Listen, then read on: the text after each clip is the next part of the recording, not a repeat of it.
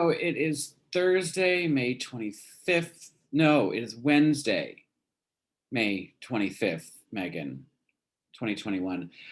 You know what? There's really not a lot here today. I think you must have been given a talking to, perhaps by the executive producer you said wouldn't survive in the wild yesterday, after your ridiculous, immature tirade earlier this week, because you've been very subdued. The first topic is about the potential criminal indictment of the former disgraced, twice impeached president, and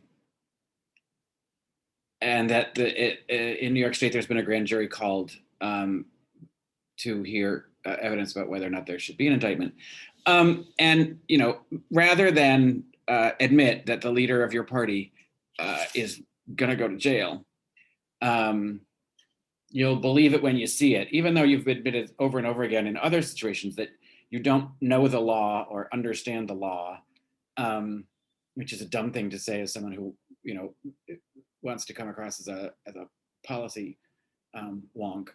But you're not a policy wonk. You're a political junkie. You just like the theater of it all. You don't really care about policy, or clearly not helping anyone.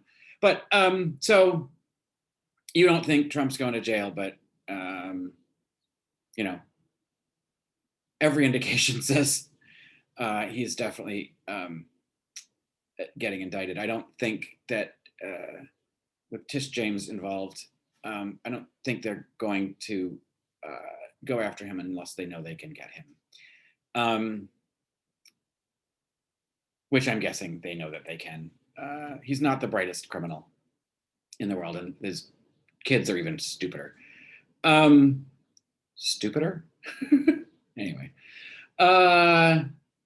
What else? We found out that you hid Slim Jims from your brothers. And you're right, that is a trashy, disgusting snack.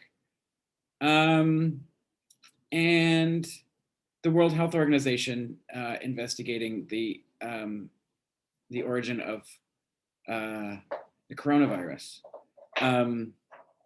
And not trusting China is not exactly a radical stance to take. We know that they've been less than forthcoming from the beginning about this whole thing. So there does require a rigorous investigation. Let's not forget the fact, though, that President Trump removed the watchdog investigators from China prior to this outbreak, and removed all of the rapid response teams related to health crises. So, and pandemic response. So, we might have had a better opportunity to contain it had Trump not been in office and not dismantled the entire process meant to protect us from this kind of thing. But you didn't mention that either. And then the story about the young woman with brain cancer was, she seems like a lovely young woman. And I get that you're emotional, but you don't have to tell us every time you think about your father. It sucks to lose a parent, and I'm sure is exponentially more difficult to do it publicly. But you're going to get lambasted for it. Anyway, tomorrow is a repeat, and who knows if you're even on next week after the holiday. We'll find out then.